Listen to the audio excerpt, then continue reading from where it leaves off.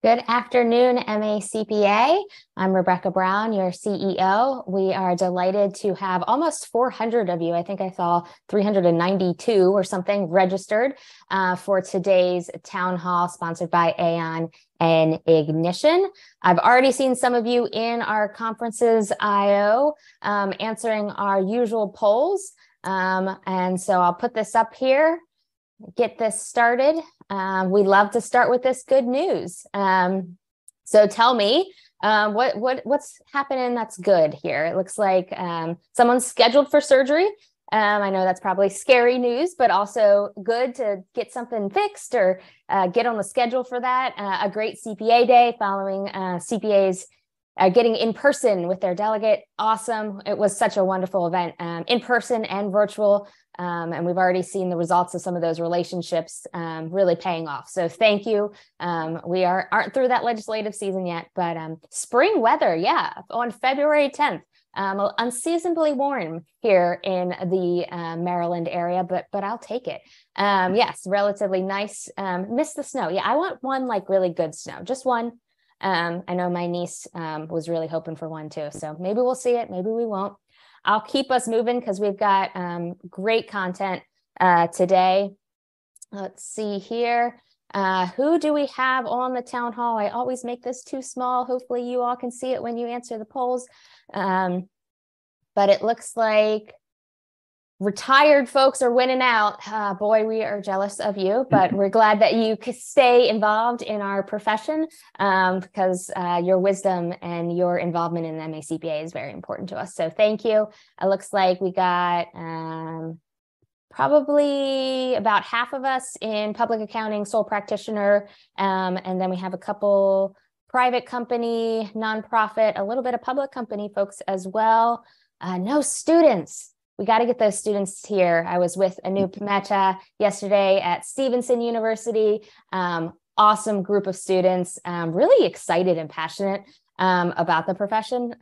Really encouraging to me. I know we hear things about the pipeline, and then I get to the pleasure of spending some time with students, and it just invigorates me and really encourages me. So if you have time to hang out with some college accounting majors, I recommend it. Position or level. We tend to have pretty high level folks in these meetings. And it looks like this meeting is no different. We got some sole practitioners, C-suite, senior management, middle manager, probably more of the professional individual contributor than we've seen in the past, which is awesome. So welcome and thank you for being here. And then experience in the profession. This is where, there we go, 78%, 30 plus years. We have a wonderful legacy in our profession in Maryland, and we just appreciate your wisdom and your continued involvement. But looks like we do have a couple fewer than 3 years. So excited to have you join us as well. I'll move to the next slide, but then I will go and open all of those polls up individually. So if you didn't get a chance to weigh in, you can. This is our amazing, amazing board of directors. Herb Geary leading us this year, and just amazing group of people, and I'm very, very grateful for their support and leadership. And this is what we're all about. This is our promise to you as our members. This was co-created with our board in 2021. And this is our driving force to provide you, our members, with the community, the resources, the advocacy, and the professional development that you really need to achieve in your careers. And so town halls, of course, is one of those things. One of the other things I wanted to highlight, because the time of year it is our Connect community. So this is an online, it used to be called our listserv. I think some people still call it that, which is totally fine. But I know our tax community is just prolific here with this. And it's just so cool. I get alerts when there's posts there, and it's really neat to see our members across the state collaborating and helping one another. I just posted probably a half hour ago about 4 new communities that we created around some of the tax software user groups. And that was a recommendation for a new community by one of you, our members. So excited about that. Check that out. If you're in tax, I cannot emphasize enough how important that group is. And with that, I'm going to turn it over to Bill to tell you some about the people that make all of these town halls and connect communities and the MACPA possible. So Bill. Yeah, thanks, Rebecca, and happy Friday, everyone. Glad you're here with us. Again, we talk about these folks every month, but with good reason. These are our preferred providers, our partners in the profession, and they're providing just some amazing resources and solutions that can help you all do your jobs better, and that's why we are partnering with them. They're also among those who make it possible for us to provide you with programs like these free monthly town hall meetings and issues updates, and for that, we are eternally grateful to them. You can find out more about all of our partners on our website. That's at macpa.org/showcase. And we have a couple of them here with us today to say a quick hello. Let's start with Robert Albertini. Robert is the Senior Account Manager with Aon. Robert, thanks so much for being here. I'll turn it over to you. Thank you. Thank you, Bill. Hello, welcome everybody. Welcome MACPA members. I'm Robert Albertini, Senior Account Manager. As Bill said, with Aon, we have about 25,000 firms in our professional liability participating in it. So first off, I'd like to thank and I'm excited to be here. I'd like to thank the MACPA for giving me the opportunity to get in front of you all. So I hear that today's an update, and I'm here to provide you with an update of our services and give you members some information on what's going on in our program.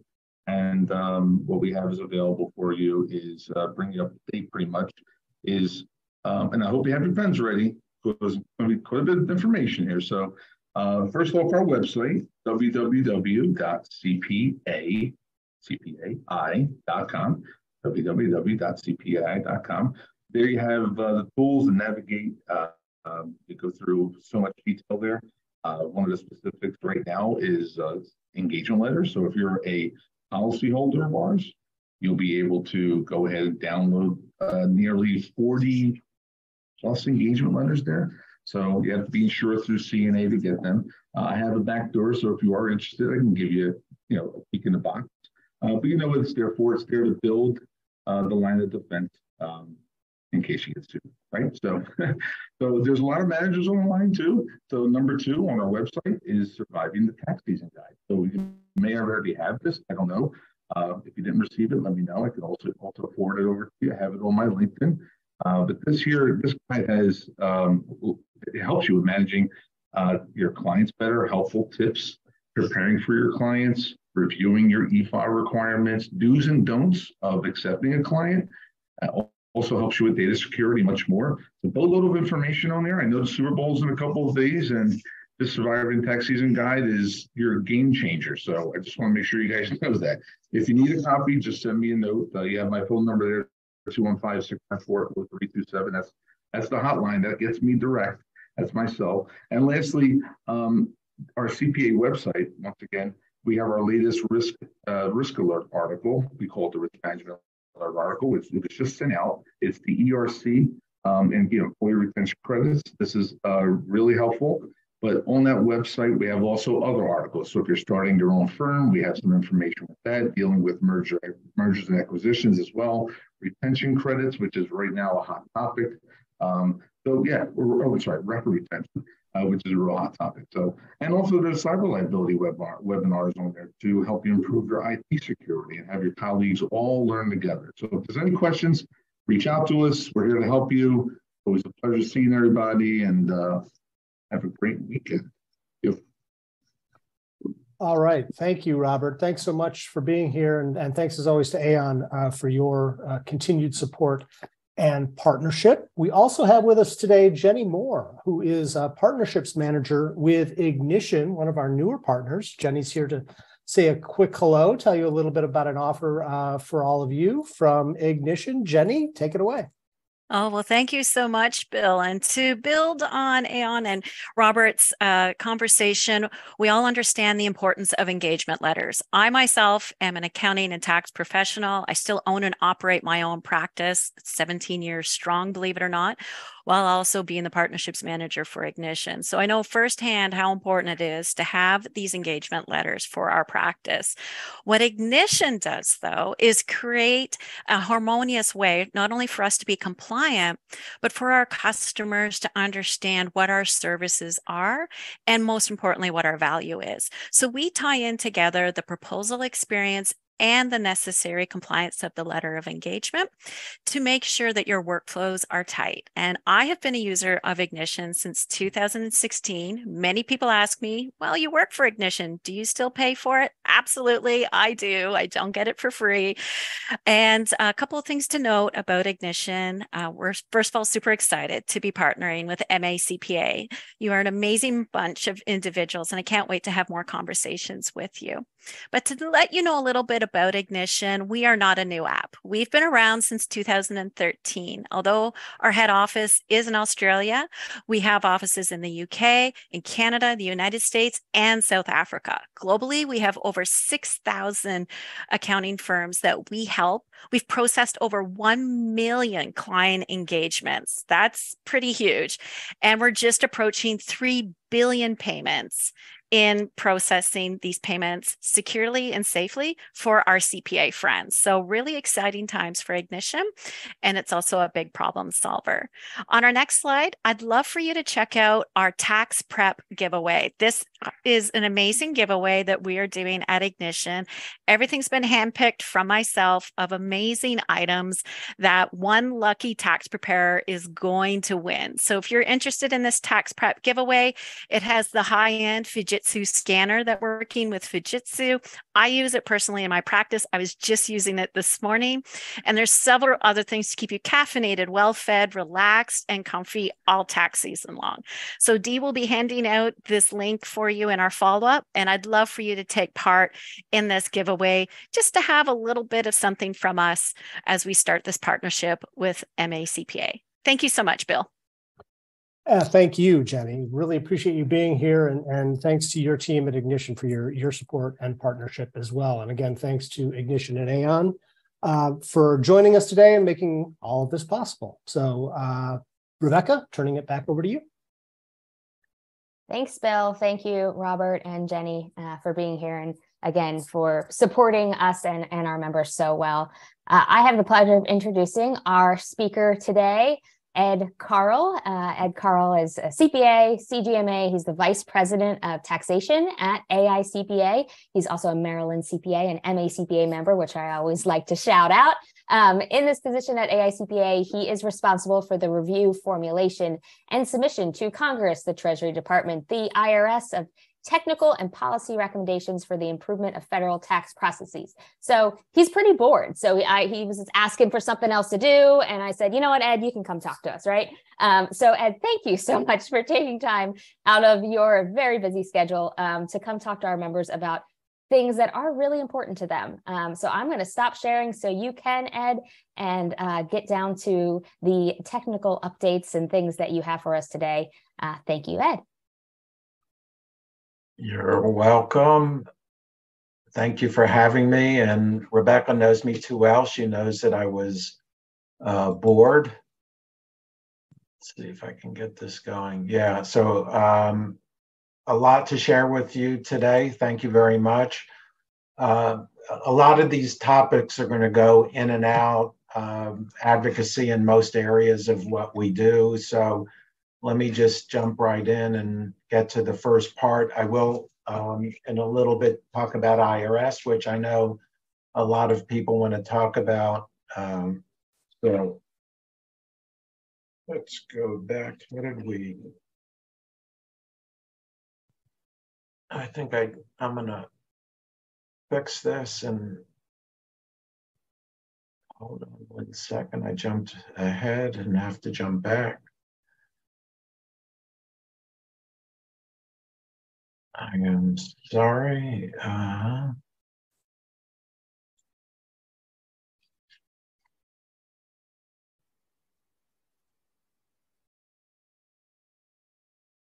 Okay, let's see if we can get this right.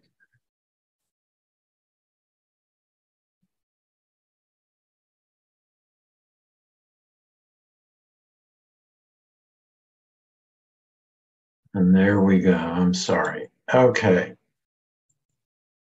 Why does this keep happening?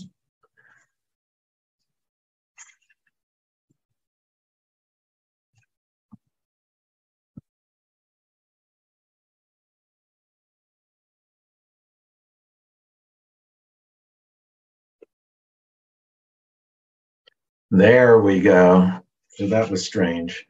Okay, so this is the main thing I want to talk about right now. There was a lot going on at the end of the year in the lame duck session of Congress. The main item that had to be dealt with in Congress was appropriating money to fund the government until the fiscal year end, September 30th of 23. There were a lot of issues talked about. At the end, very few tax items were taken up and included in the omnibus bill. A number of these items I'm going to talk about, but what happened at the end, there were 12 appropriations bills. There were funds for Ukraine. There was disaster assistance. The main two items that were tax related dealt with the Secure Act 2.0. That was the retirement package. I'm not going to go into depth about that, although that is something that tax practitioners really do need to know about. There was, I'll say, little known item dealing with conservation easement restrictions that came from a small bill that had been around for a little bit, and it was picked up in the omnibus spending bill. And that is something that I just want to mention in passing to you. I suspect that there aren't too many tax practitioners who are dealing with conservation easements, but some of you might be, somewhat familiar with it. This is something that a lot of people did not like because it was retroactive in nature originally. As it passed, it was prospective in nature, and retroactive law is something that we tend not to like too much because of the, I guess, negative policy implications of it. Although in a few minutes, I'll talk about something that could be retroactive that we do like. So we're a little bit all over the place on retroactivity. The main thing here is that it is prospective in nature. The main item or main feature in here is that the big problem that with conservation easements right now is that IRS is challenging the value of the contribution, and with this law, it is limited to 2.5 times the relevant basis. So again, it's prospective. A couple other things going on in Washington since the new 118th Congress came about. There was the Fair Tax Act of 2023. This is basically a national sales tax. It would change the game plan for everything. It won't pass. It's just not going to pass, but it is something that the Speaker of the House agreed to as part of his negotiations to be able to get the votes to become Speaker. What he agreed to was to put this to a floor vote. That hasn't happened yet. This bill has come up in prior Congresses, but it hasn't made it anywhere. But he agreed to put it to a floor consideration. So just wanted to bring it to your attention. It would eliminate everything else. So it would eliminate payroll taxes. It would eliminate income taxes. It would eliminate the estate and gift tax, et cetera. So, but again, it's not going to pass. Another bill that is not going to go anywhere is a bill that would rescind basically the $80 billion that the Inflation Reduction Act of 2022 authorized for IRS. So they got $80 billion over 10 years, and that bill would be rescinded by this act. Again, this has no possibility of passage in the Senate. It did pass the House along party lines. The Senate will not pass it. President Biden has said even if the Senate did pass it, he would veto it. So it's not going anywhere. The issue that we do need to discuss for a while, because this has been consuming a lot of the energy in Washington for a while, is the U.S. federal debt limit.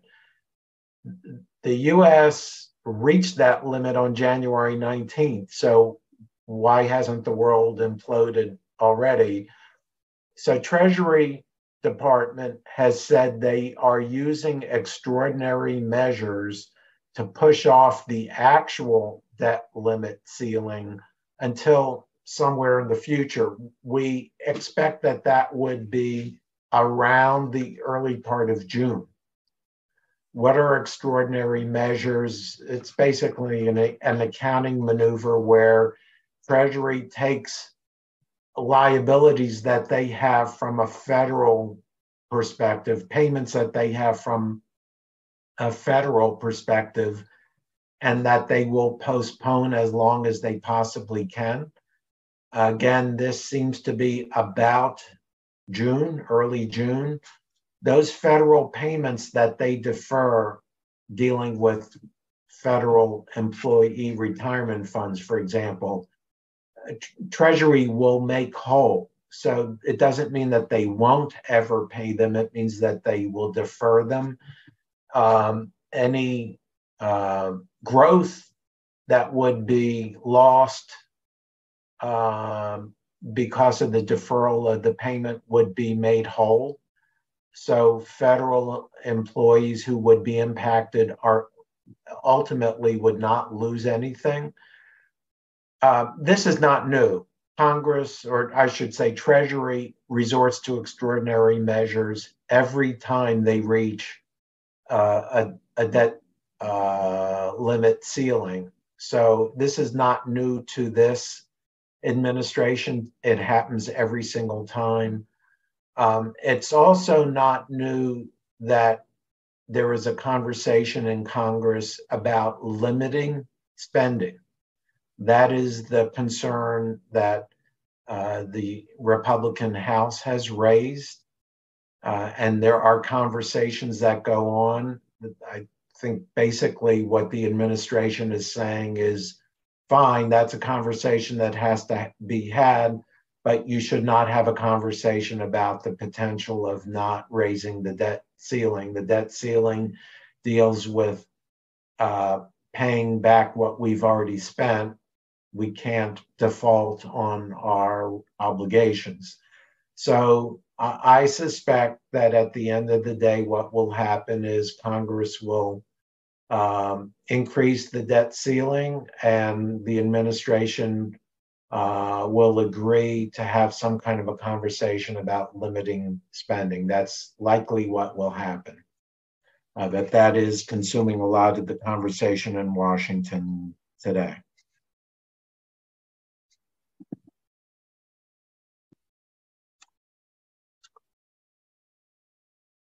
All right, here we'll picking up this slide, which somehow really wanted me to talk about it earlier. Just kept jumping up to the front. I got to figure out how that happens in PowerPoint. These are items that came from the Inflation Reduction Act last August. It was passed. We're heavily involved in commenting on the proposed regulations. Corporate alternative minimum tax is a heavy priority for us because it's dealing with book income, and it's something that's or financial statement income, and it's something that is a concern that the tax aspect of this does not have any adverse impact on the financial accounting world. And so we're dealing with that right now. There's several other pieces of the IRA 22 that we're dealing with proposed regulations. One of the issues for the corporate alternative minimum tax, so it's likely not to be impacting anyone on this call. It only impacts, at least right now, impacts companies that have average gross receipts of $1 billion or more, estimating it's only several hundred businesses. One of the concerns we have is that that number drops in future years. But right now it only impacts a small number of businesses.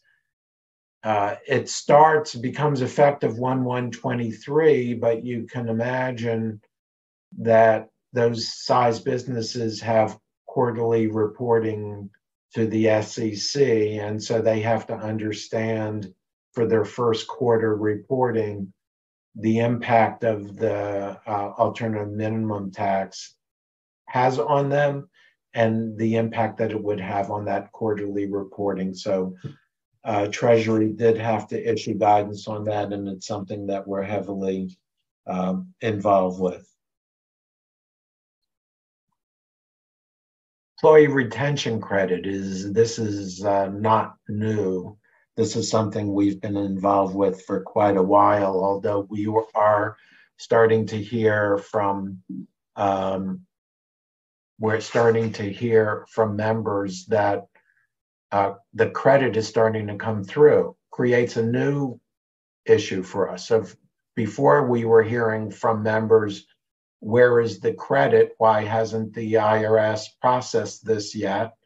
That was a recurring theme for a while. Then we started hearing, then we're hearing from members about the refund mills, these companies that are constantly advertising. I still get emails every day from refund mills about processing employee retention credit forms and getting money back. And I hear from a lot of our members that they're reaching out to their clients, even though the clients didn't qualify for the retention credit. That, at least that's what these members are saying, that they don't qualify, and the refund mills are reaching out to them and saying you do qualify. And now I'm hearing that the money is coming in, some of which is coming from refund mills. And I had one CPA who is a very reputable CPA who said their client did not qualify for a ERC, and they got a check for $300,000. IRS processed it, even though we had heard that there might be some threshold for which IRS would audit before they sent the money in. I had heard it was about $200,000, but someone got a $300,000 credit. CPA stands by the fact that they don't qualify, and the client called them up and said, see, I got the money. So that is an issue and something that is of concern. It doesn't mean that IRS won't go back and audit. And there are some other issues, including the deductibility of wages associated with the credit and what happens next. I know that these mills are taking contingent fees, which CPAs could not do. And so they have 30 days from when they receive the money to send the percent to the mill. We had been involved with talking to IRS about this. We had pushed them to come out with some kind of notification. They did do that ultimately, put out a warning to employers about being very sort of suspicious, if you will, of some of these mills and being cautious about using them. But nevertheless, a lot of taxpayers, a lot of employers did use the mills. I'm going to pause 1 second. I saw that there was a question about Treasury's authority to extend liabilities without congressional approvals. They cannot extend the debt limit. That's something that Congress has to do, but they do have authority on these extraordinary measures to extend out when the debt ceiling expires or when they reach the debt ceiling. So these extraordinary measures are regulatory in nature and don't require congressional approval. Extending or raising the debt ceiling does require congressional approval. So we're going to hit about the beginning of June. There's nothing else Treasury can do other than what they've done so far. So we're going to come to a head on that conversation about June.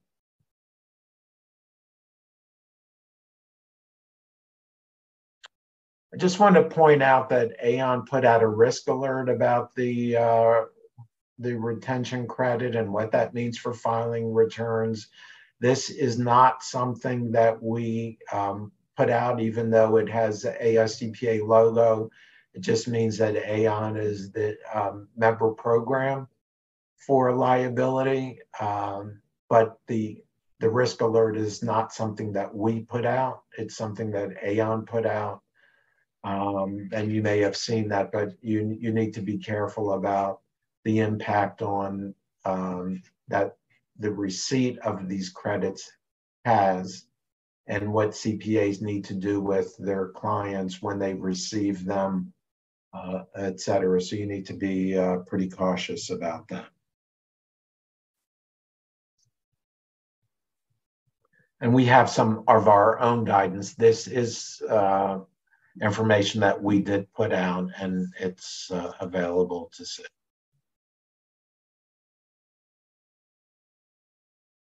K2, K3, we do get a lot of questions about this. This is something that we've been involved with from an advocacy perspective for close to 2 years. We've put out 3 comment letters. We've had a lot of conversations with Treasury and IRS about this.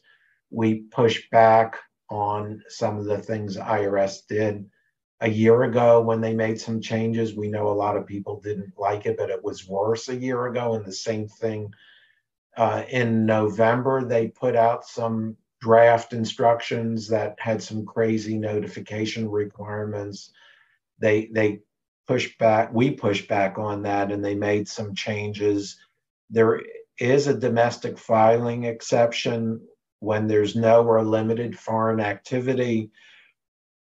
All of the partners are U.S. citizens or resident aliens. They did make a change that we asked about disregarded entities would qualify, and they do now qualify for the domestic filing exception. There is still some kind of a partner notification, but that can be done when the K1s, when the returns are filed and the K1s are issued. An attachment to the K1s that go to the partners has to talk about no K3 being provided, and they still have the ability to ask for that information.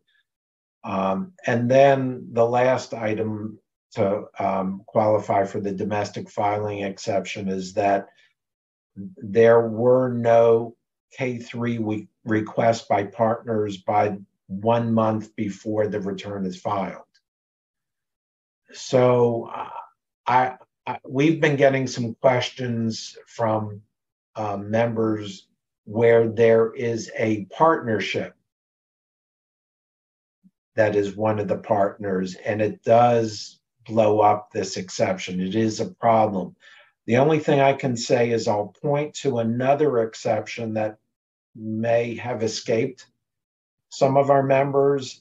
It's on page 10 of the instructions. It deals with a form 1116, the foreign tax credit form, a form 1116 exemption exception. So take a look at that on page 10 of the instructions. It might help. It's not the perfect answer to when there's a partnership that's a partner, but it might help to some degree. And again, we have resources that are available to help with this area. So now let's go to the first poll, and I'm going to answer it myself to help skew this one.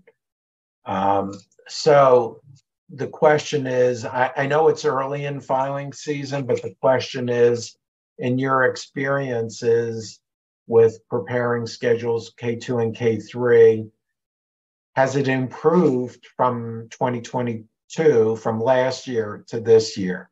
Is it better, worse, or about the same? So I know, again, it's early. Take a guess and answer this poll.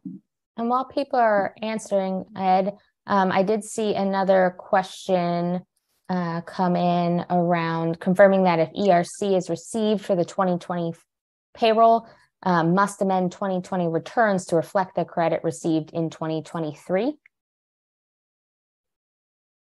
I'm sorry, the question is, must you amend it? I'm assuming yes, the way that because confirming that. To the extent that you the wages that were deducted were then used for an employee retention credit, they can't be deducted. So now that's an issue, and I would start the communication with the clients. It's a problem now if they went to a mill and the mill didn't talk to them about this. So now the question is, do you think it's the ERC is legit?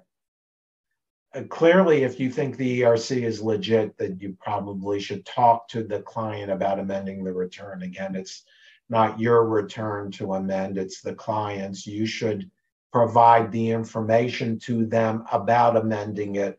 If they don't want to amend it, that creates another scenario, that ethical issue that I don't want to spend the time talking about now, but you should talk to them, yes, about amending it.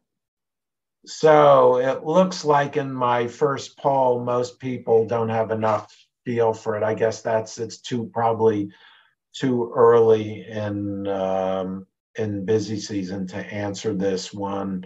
Either 63% non-applicable or 20%. So most people about the same, or about the same meaning you hate it, or you don't have enough feel for it just yet. Thank you for it.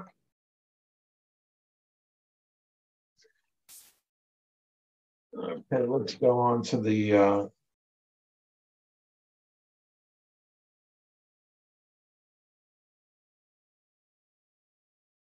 okay, so we go back.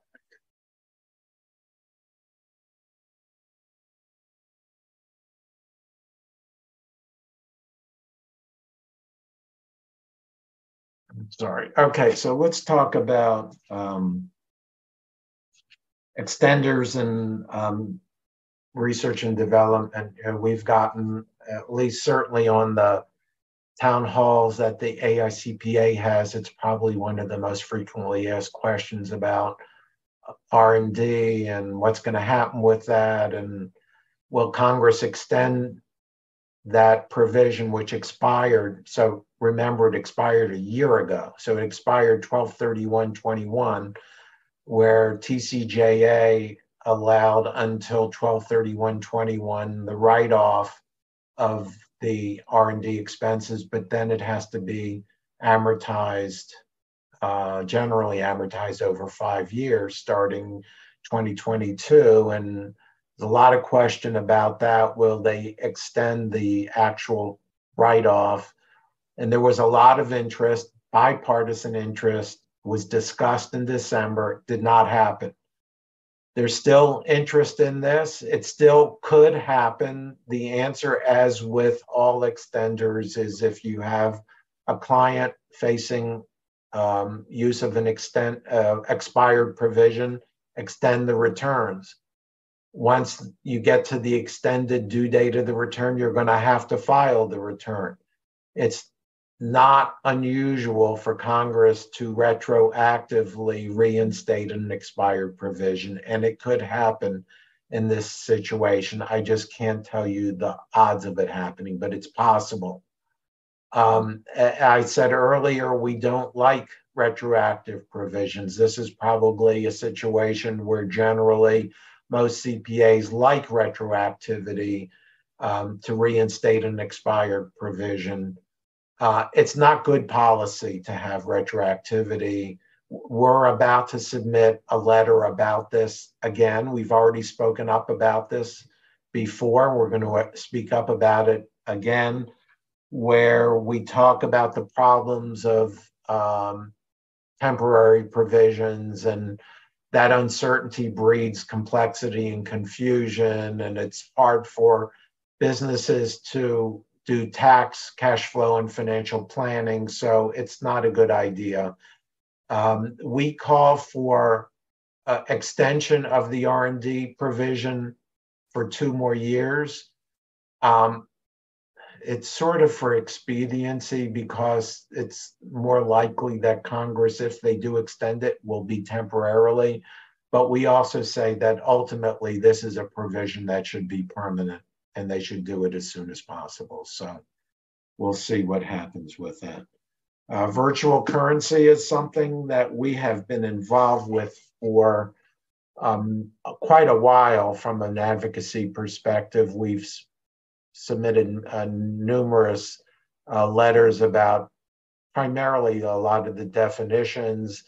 We have another one in two letters in the works right now. And we also have resources in this area for members to use. So something you should take a look at. I'm gonna jump to IRS now. It's probably something that you have a bit of interest in, and let's see, no questions right now, but so let's talk about IRS. We were heavily involved last year with a lot of the service issues that were going on. Things had pretty much tanked after we thought they had hit rock bottom in 2020 and 2021. Seems like they got even worse, which is hard to believe. The backlog was a major part of the problem. Ultimately, IRS did make some of the changes we had asked about. They didn't do it until August, but that did help. They have made a lot of progress on the backlog, although it's likely they won't get their way to what the commissioner promised last spring, which was reaching a healthy level by the end of the year. They probably won't get there until maybe June. Healthy level means pre-pandemic levels of inventory. We know they always have inventory. They do not finish all of their work at the end of any particular day. They're going to have millions of pieces of correspondence and adjustments and returns, paper returns to process. That is always the case. It just blew up because of the pandemic. So they're making progress. They got authority to hire 5,000 people last year. It took a while. They're there. They have to be trained. They are implemented and trained in using them at this point. So something I'll talk about in a minute. They got more money from the Inflation Reduction Act. We're going to be talking about that, submitting a letter to them about how they use that money. We're going to talk about the Taxpayer First Act, which passed several years ago, which is going to influence the strategic long-term direction of the IRS. That is morphed into what they call now the IRS Next, but that was the Inflation Reduction Act. Let me jump to PPS, and we're going to ask you a poll question in a minute, but IRS implemented a pilot for PPS last year, hoping to try to improve the connectivity to it. It was pretty bad last year. So I'll ask in a minute, but the last thing about the IRS I want to mention is Commissioner Rettig fulfilled his term that ended November 12th. They have a nominee, Danny Warfel, who has been waiting for Senate confirmation. The Senate Finance Committee finally and earlier this week announced a hearing on February 15th. I have Treasury Secretary Yellen's picture up here because there was some question about whether or not she would continue after the midterm elections, and she did make a decision to continue. So she is in place. IRS is being run by an acting commissioner, one of the senior officials. So we'll see what happens with the hearings next week. It should be, he will pass. I'm pretty sure that he will get the votes, but it will be somewhat of a contentious hearing from the Republican side with some concerns that they have. So let's go to the poll first right now. The PPS line, is it better than last year? Is it worse, about the same? Is it too soon to know? What do you think? Looking like those that would use that service line. So knowing some of our members are in different areas of the profession. Looks like most are saying about the same, a little bit more than, or the smallest group is saying it's improved, then worse, but most people are saying it's about the same, the vast majority.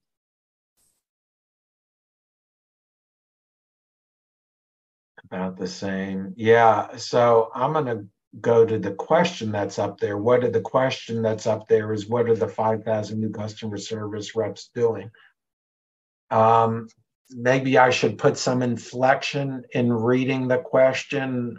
What the H are those people doing? I don't know, because it doesn't seem to have impacted me. Am I getting that right? Yeah, Rebecca's shaking her head, yes. And maybe the response to the PPS line poll is, validating my reading of that. Most of those people should be on the phone lines. They put them there. They're customer service people. They're there mainly to answer the phone lines. Some of them should have been put on PPS, and maybe not the new people, because they tend to put the more experienced people on PPS, but it should shift some of the existing people away from, let's say, taxpayer customer service, put the more experienced people on PPS, and then put the new people on taxpayer customer service. They are opening up some of the customer service sites, walk-in sites. So that's what those people are supposed to be doing. So I guess what you're saying is you're not feeling the love about those new people, at least just yet. Hopefully it will make an impact, and it will make an impact soon. So as I mentioned before, in the Inflation Reduction Act provided just shy of $80 billion to IRS over 10 years. We support the use of that money. It's needed money, although we think, even though if you look at it, the vast majority. So there it is. It's being covered. So if you have the same thing, if the image is covering it, that red or pinkish part of the pie is $45 billion. That's for enforcement, and the majority of the money went to enforcement. The only comment we made about this, and we do support enforcement by IRS. They do need to enforce the laws, but we were a little concerned that given the service problems that IRS has had over the last several years, that maybe the taxpayer services piece of this, which is the green piece of the pie, the $3.2 billion, maybe the allocation is a little skewed in the wrong way. We need to see more money for customer service. So, for example, we'll be speaking up shortly about some of this.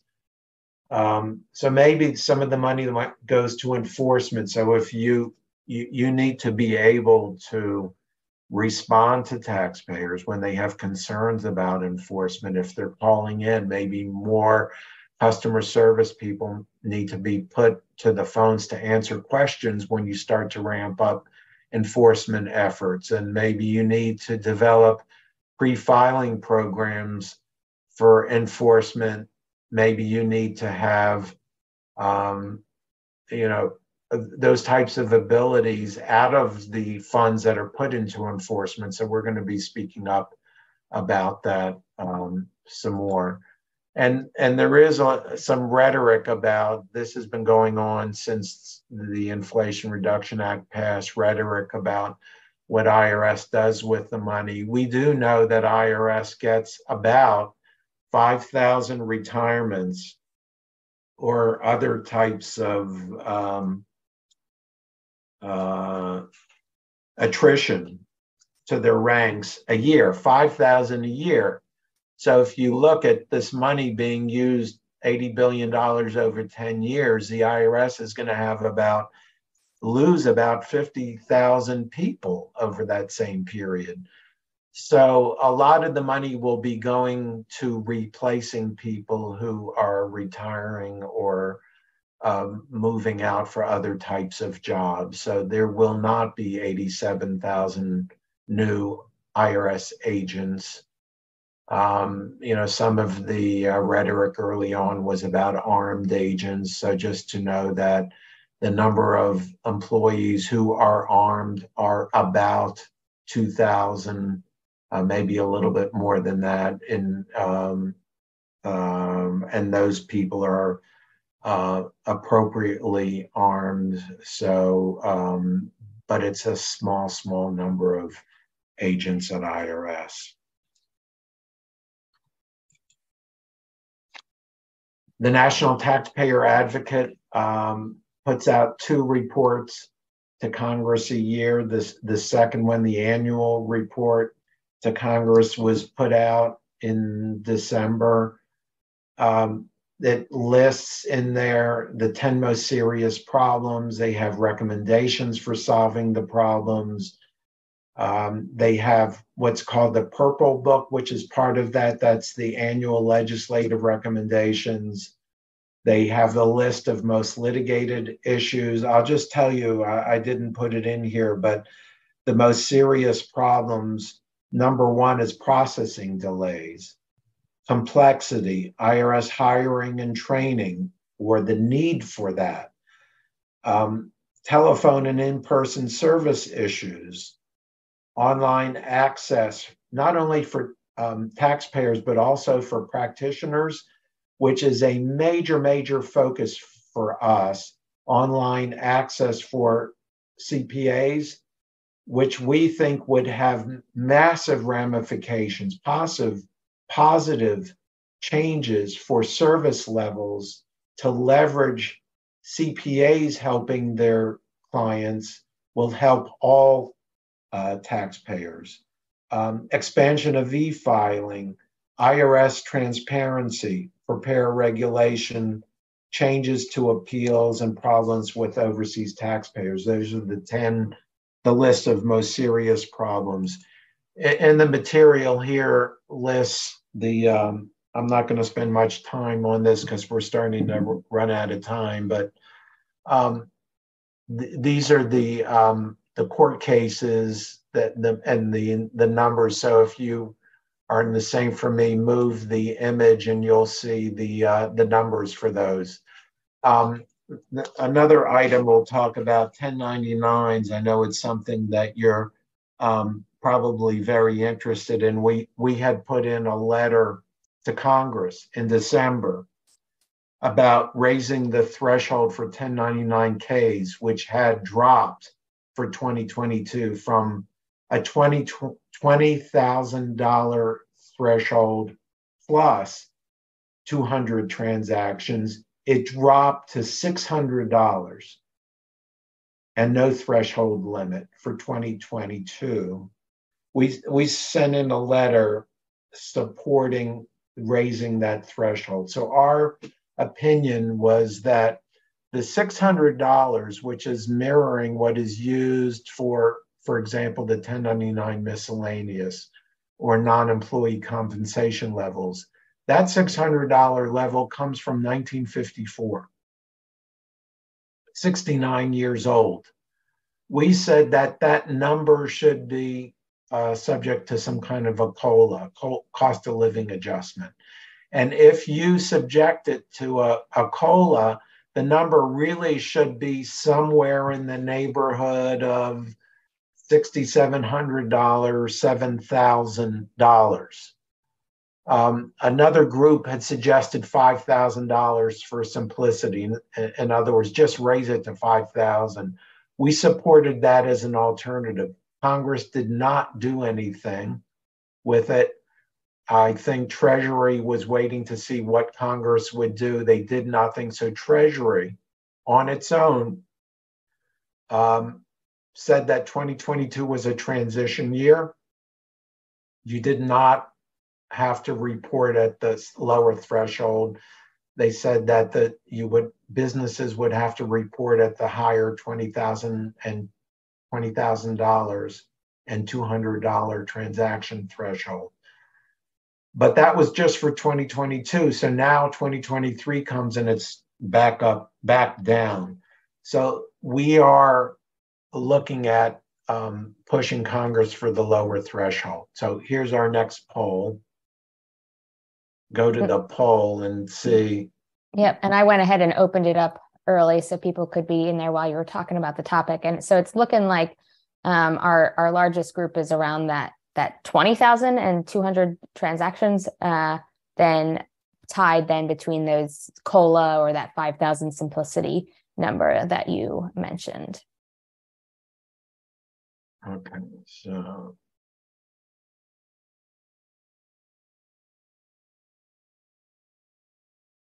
people already finished submitting on that one.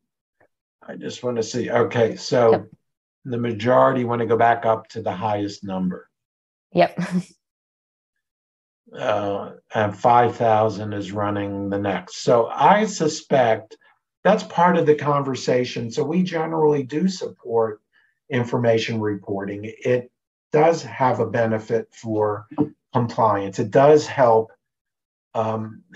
everyone with getting the information they need to be able to file accurate tax returns. Although with the K, it's not the same as, for example, dividend reporting because it's a gross amount. You don't know how much it may be taxable. There are expenses involved. Are they sort of generally personal transactions? So I see the 20,000 is gaining speed. It's up at 33%. And 5,000 is about the next one. So thank you for giving that. We're going to continue pushing some kind of a change. I doubt that Treasury will be able to do this again. It's going to have to come down to Congress making some kind of a change. Another issue that's come up, and I'm going to jump, so I'm almost just out of time, so I'm going to cover a couple quick things. There are about 19 or 20 states that have issued payments in 2022. The question is, are they taxed at the federal level? IRS is supposed to come out with something. They said last week they'll come out with something in a week. I haven't seen it yet, but we're still looking for it. We have two task forces. So one is called the Practice Resiliency, to look at the pandemic experience and say what should change in practice. This task force is looking at the pandemic and saying what kind of legislative changes should we have. We're looking at these seriously, and we've come up with some initial information. I know over time, I'll just point out our SSTSs. We've gotten a lot of comments, and we're looking at that, our tax ethical standards. We've had a task force that has met probably 5 or 6 times this early part of the year already, going through the changes. Beneficial ownership, I want to mention, this is maybe the last thing that I'll have time to talk about. Beneficial ownership comes from the Corporate Transparency Act. It comes into play 1/1/24. Businesses will have to do a reporting. I put the Enablers Act here. It was proposed in Congress, and we're following this, where beneficial ownership is a mandate for the business. The Enablers was a mandate for the CPA and other quote unquote enablers or advisors to businesses. So it would have required a filing on the part of CPAs, sort of ratting on your clients, if you will, and it's not something that we're in favor of and push back on. That did not pass. Beneficial ownership is law, and it will require, and the estimate is 1/1 businesses in businesses that are there 1/1/24, and there's an estimate of 30 million of them, will have to file within a year. New businesses created after 1/1/24 will have 30 days. Question is, who does the filing? Do CPAs do the filing? Do lawyers? Does the business? Can CPAs do it? That's a big question. We're ramping up our communication about that. I'm going to end on this last poll and ask you. Yep, and I did open it up to, as you started to talk about this, it looks like the vast majority, 85% of our members were not familiar with it. Now it's possible that some of those, we had that group of retired folks and people that it maybe won't affect. But vast majority not aware of it. Okay, so I'm just going to pause here because we're at time, but I'm going to look at a couple of your questions for you. Thank you for responding to the polling, and I know Rebecca D said she would send them to me. I would like them because it's important to us. Definitely. Please look for information for us about the beneficial ownership. It's really, really important. You don't need to worry about it during this busy season, but after busy season, ramp up what you know about it because it will become important next year. All right, the IRS practitioner portal is a sad joke. Right now it is, but it needs to be changed. It's something that we're going to be pushing them on to ramp up. Our vision for what it should be is that you can log into a portal, log in safely. In other words, with protection of the taxpayer's information, protection from ID theft. For every one safe login for every client you have power of attorney for, you can go in and see everything that IRS has on them. You can go in and see that there were notices issued. You can respond to the notices in the portal, et cetera. So it would have broad functionality. What they have there right now, someone said is a sad joke. It's not what we would like to see, but it's the beginning, and our vision would be much, much different.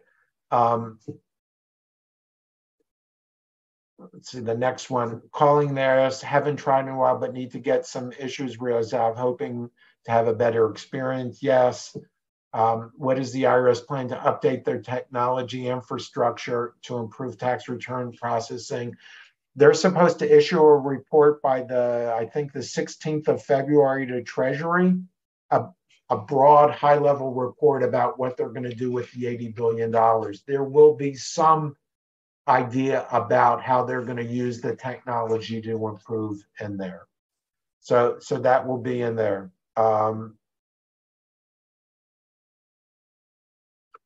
Agents working remotely, you can hear the dog in the background, not efficient.